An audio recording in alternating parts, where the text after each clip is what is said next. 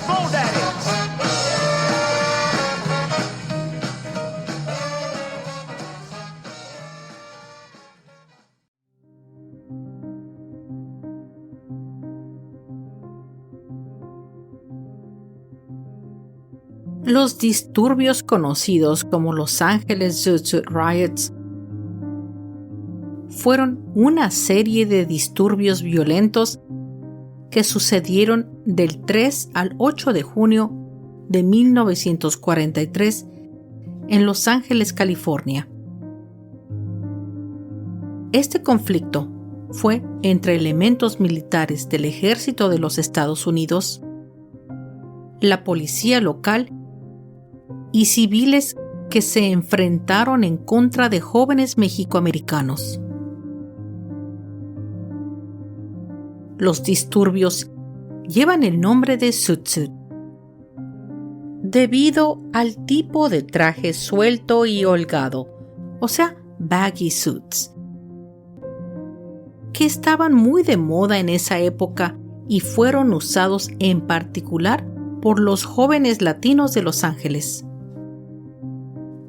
La violencia social que sucedió en este conflicto fue más bien provocada por las tensiones raciales contra los mexicanos residentes del área, y los trajes fueron solo el pretexto que usaron los militares para justificar sus ataques en ese entonces.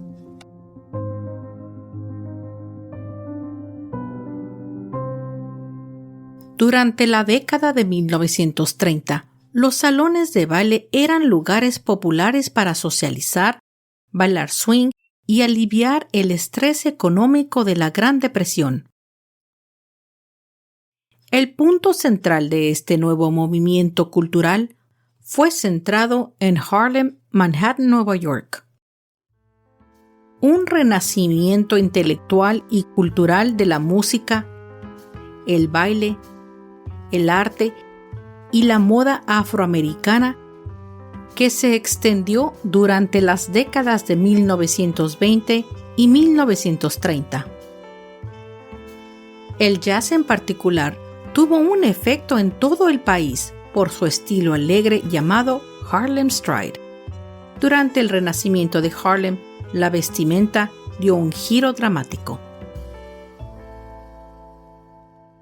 Las mujeres llevaban prendas holgadas o baggy y se adornaban con collares de perlas de hilo largo y boas de plumas. La moda del renacimiento de Harlem se utilizaba para transmitir elegancia y extravagancia al vibrante estilo de baile de los años 20. Los hombres llevaban trajes con pantalón muy amplios que posteriormente darían lugar al traje zoot, muy de moda en los años 40. Este estilo consistía en pantalones de pierna ancha y cintura alta, o wide leg and high waist, usaban un abrigo largo Chesterfield, con cuello de terciopelo y hombros acolchados, o belle lapel and shoulder pads. Y para completar el look, no podía faltar un sombrero de ala ancha, o sea, un wide brim hat, calcetines de colores y guantes blancos. Pero esta forma de vestirse tenía un profundo significado político. Era una forma de expresión cultural que comenzaba a definir a los grupos minoritarios de la época. Y en particular, el estilo zoot-suit se había vuelto popular entre los hombres afroamericanos y latinos en todo el país. Los jóvenes latinos que usaban estos trajes se les llamaban zoot-suiters, y ellos se referían a sí mismos como pachucos. El término pachuco se refiere a una subcultura que comenzó en la frontera sur con México en la década de 1930. Aunque no existe un origen definido de la palabra pachuco, una teoría afirma que el término se originó en El Paso, Texas.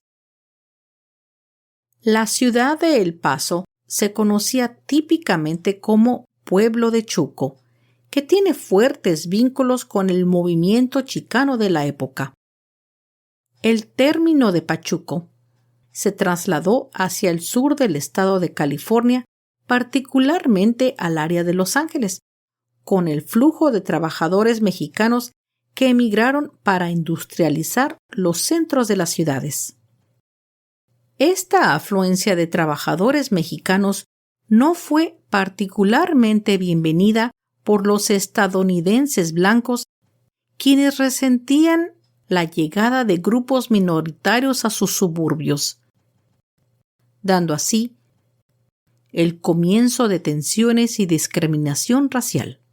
Pero esta emigración era necesaria, ya que los Estados Unidos había entrado a la Segunda Guerra Mundial después del ataque a Pearl Harbor en diciembre de 1941. Y se necesitaban trabajadores en los sectores agrícolas y de servicio para llenar los puestos vacantes de aquellos que estaban sirviendo en las Fuerzas Armadas. Como parte del esfuerzo bélico o military effort, en marzo de 1942, durante la presidencia de Franklin D. Roosevelt, se estableció el Wartime Productions Board, como parte de una iniciativa nacional que convertiría las industrias civiles en industrias de guerra, y se redactó una orden que comenzó a racionar varios recursos como acero, lana o wool en inglés, y nylon. Esta orden intentó reducir el consumo de telas al establecer regulaciones que limitaban la cantidad de tela utilizada para la fabricación de ropa. Esto quiere decir que las telas o fabrics estaban reservadas para uso militar y no para el consumo civil. Estas restricciones tuvieron un efecto directo en la fabricación de trajes y apuntó deliberadamente a los zoot-suiters. Como un acto de rebelión y orgullo cultural, los zoot-suiters optaron desafiadamente a continuar usando sus trajes a través de sastres o tailors de contrabando que continuaron fabricándolos.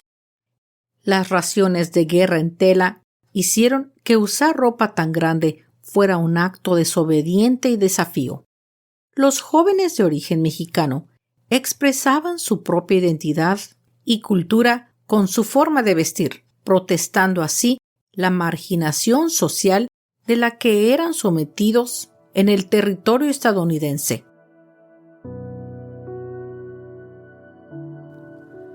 Si te interesa el tema sobre la discriminación y las tensiones raciales contra los mexicanos en los años 30, entonces te invito a que escuches el episodio número 8 de este podcast, donde te cuento sobre la segregación racial que los pachucos protestaban.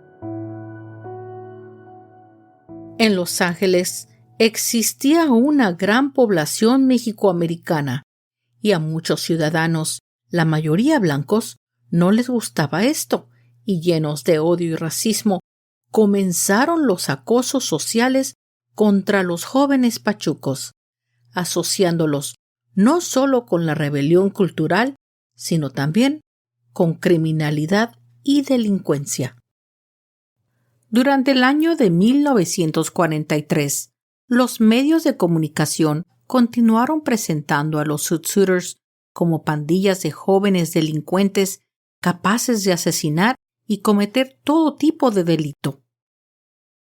Los pachucos se hicieron notar con sus trajes extravagantes que se consideraban antipatrióticos porque ignoraban deliberadamente las normas de racionamiento. Esto contribuyó gravemente a las tensiones raciales. Fue en esta atmósfera cargada de racismo que comenzó el conflicto entre los militares predominantemente blancos de Navy, Army and Marines, estacionados en el sur de California, y los jóvenes mexicoamericanos del área. Los incidentes inicialmente tomaron la forma de altercados menores o minor altercations, pero luego se intensificaron los enfrentamientos. Pero lo que precipitó los hechos fue un asesinato que se le conoce como Sleepy Lagoon Murder. En la noche del 1 de agosto de 1942, se descubrió un joven llamado José Gallardo Díaz, inconsciente y moribundo cerca de Sleepy Lagoon, una de las mayores reservas de agua en lo que es hoy día la ciudad de Bell, en el condado de Los Ángeles. Díaz fue llevado de emergencia al Hospital General, donde murió de sus heridas sin haber recobrado la conciencia. La autopsia reveló una fractura en la base del cráneo. La policía de la ciudad pronto arrestó a 17 jóvenes mexicoamericanos como sospechosos. El juicio terminó en enero 13 de 1943, que resultó en condena en la prisión de San Quentin Prison para algunos y Los Angeles County Jail para otros. A los pocos meses después de las condenas de Sleepy Lagoon, Los Ángeles estalló en lo que comúnmente se conoce como The Zoot Suit Riots. Los disturbios comenzaron el 3 de junio de 1943. Esa noche, cerca de 50 militares de la US Navy Reserve Army marcharon por las calles del centro de Los Ángeles, armados con armas improvisadas, atacando y golpeando a los Zoot-Suiters que se iban encontrando, incluso a los jóvenes de 12 y 13 años de edad. Durante los días siguientes, la atmósfera de tensiones raciales explotó en los Zoot Suit Riots, que se extendieron por toda la ciudad, iniciando toda una guerra civil.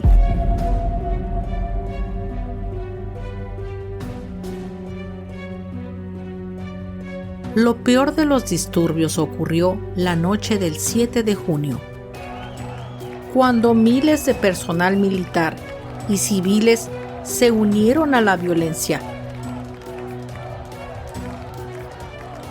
Algunos viajaron a Los Ángeles desde otros lugares para participar. Esta intolerancia alimentó la furia y dio paso al fuego enfurecido que lo devoró todo.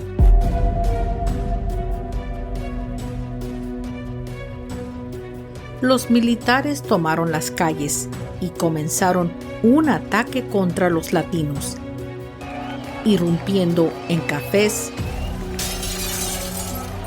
bares y teatros para buscar y atacar a sus víctimas.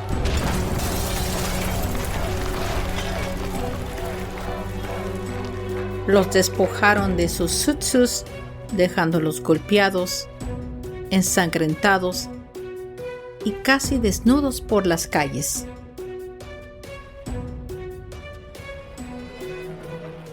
Los militares a veces orinaban en los zoot suits o los quemaban en las calles. Un periódico local publicó un artículo que describía cómo destruir un zoot suit, incluyendo las instrucciones para quemar los zoot suits. Los militares también fueron retratados en las publicaciones de noticias locales como héroes que luchaban contra una supuesta ola de delincuencia mexicana. Muchos de sus ataques fueron claramente de naturaleza racista y se dirigieron a latinos, afroamericanos y otras minorías, incluso cuando no vestían trajes de suit. Después de esa noche, los disturbios alcanzaron otros lugares fuera del centro, a Watts y Los Ángeles, entre otros. La policía local solo observaba desde las orillas sin intervenir. Y luego arrestaba a las víctimas de las golpizas. En respuesta a esos enfrentamientos, la policía arrestó a cientos de jóvenes mexicoamericanos, muchos de los cuales ya habían sido atacados por los militares. También hubo informes de jóvenes mexicoamericanos que solicitaron ser arrestados y encerrados para protegerse de los militares en las calles. Por el contrario, muy pocos marineros y soldados fueron arrestados durante los disturbios. Los líderes de la comunidad mexicoamericana imploraban a las autoridades locales y estatales a intervenir, pero sus súplicas fueron ignoradas. Los disturbios de Zoot Suit finalmente cesaron después del 8 de junio. Cuando las autoridades prohibieron a todo el personal militar en Los Ángeles, es decir, que ningún soldado podía andar en la ciudad. Pero la policía local era completamente incapaz o no estaba dispuesta a enforzar y mantener el orden, entonces la policía militar tuvo que intervenir de inmediato y arrestó a todos aquellos soldados que aún estuvieran participando en el desorden. Al día siguiente, las autoridades de Los Ángeles aprobaron una resolución que prohibía el uso de los zoot suits en las calles de la ciudad. El número de ataques hacia los latinos disminuyó y finalmente, el 10 de junio de 1943, Los Ángeles Zoot Suit Riots terminaron en gran medida. Sin embargo, en las semanas siguientes se produjeron disturbios similares en otros estados. Sorprendentemente, nadie murió durante los disturbios, aunque muchas personas resultaron heridas. El hecho de que se arrestara a una cantidad considerablemente mayor de mexicoamericanos que de militares alimentó las críticas a la respuesta del Departamento de la Policía de Los Ángeles a los disturbios. Se estima que más de 600 mexicoamericanos fueron arrestados, a comparación del bajo número de militares. Cuando los disturbios se calmaron, el gobernador de entonces de California, Earl Warren, ordenó la creación de un comité de ciudadanos para investigar y determinar la causa de los disturbios de Zoot Suit. El informe del comité indicó que hubo varios factores involucrados, pero que el racismo fue la causa central de los disturbios. En la película de 1992, American Me, Pedro Santana y su esposa Esperanza se preparan para salir por la noche mientras caminan por las calles de Los Ángeles hacia una cafetería. En ese momento, varios marineros irrumpieron en la cafetería, acosándolos violentamente y golpeándolos brutalmente. La escena desciende en una violencia inquietante que culmina con Pedro siendo golpeado y humillado, desnudo hasta quedar en ropa interior, despojado de su traje de sud, y su esposa Esperanza atacada.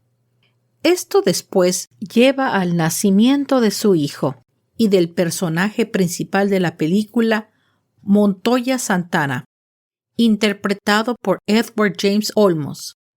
Creada por la amargura del odio racial y la violencia, la vida de Montoya se desarrolla de manera problemática, dejando que el joven recurra al crimen organizado.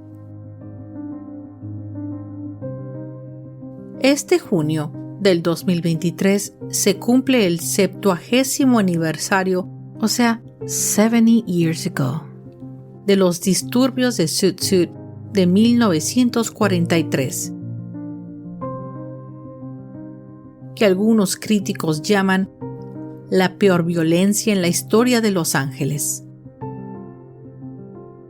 A lo largo de los años, levantamientos más recientes han eliminado en gran medida los disturbios del Zoot Suit de la memoria pública. Si bien los disturbios de Watts de 1965 y los disturbios por la paliza de Rodney King de 1992 revelaron la brutalidad policial, la injusticia institucional y la discriminación contra las comunidades minoritarias de Los Ángeles. Los hechos de 1943 nos ayudan a comprender estos últimos episodios de violencia. Los disturbios de Zoot Suit demostraron que solo se necesitó una gota de agua para derramar el vaso.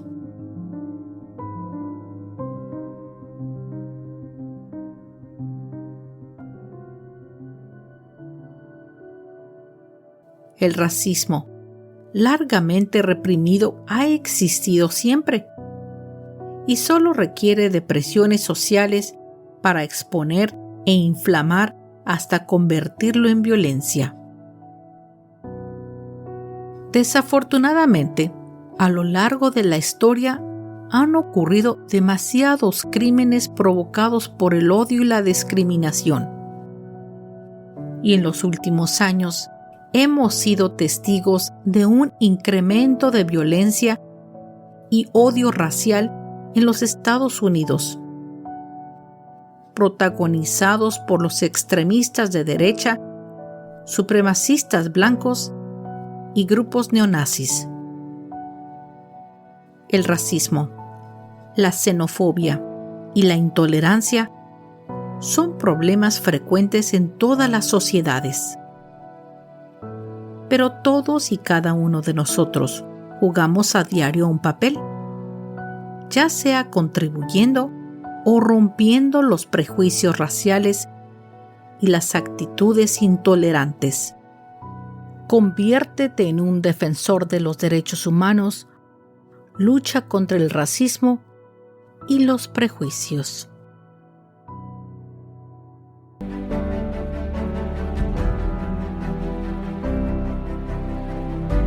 Ciudad de Los Ángeles,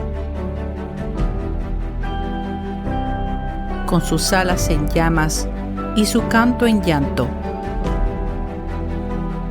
dejándolo todo cubierto en ceniza gris. La intolerancia alimenta las llamas de un fuego enfurecido, haciendo pagar a los hombres la injusticia de la opresión social. Un fuego ardiente que arrasa con todo, llevándose consigo el alma de Los Ángeles.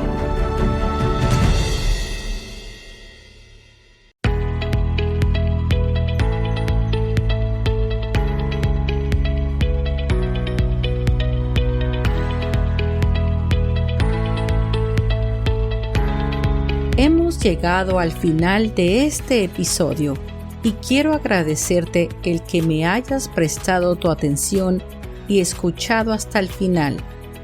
Yo espero que hayas disfrutado de esta narración y quiero invitarte a que entres a mis redes sociales de InterSpanish. Ahí encontrarás más información y algunas fotos sobre los episodios. También puedes comentar, hacer preguntas y comunicarte conmigo. También quiero invitarte a mi nuevo canal de YouTube, donde podrás no solo oír los episodios, pero también verlos. Son como una especie de mini documentales. Son pocos, pues voy empezando, pero creo que te van a fascinar. Suscríbete, hazle like y comenta y dime qué piensas para que pueda mejorar el canal. Yo te lo voy a agradecer. Si gustas, también me puedes enviar un correo electrónico a interspanishpodcast@gmail.com. Espero me acompañes al próximo episodio de InterSpanish. Hasta pronto.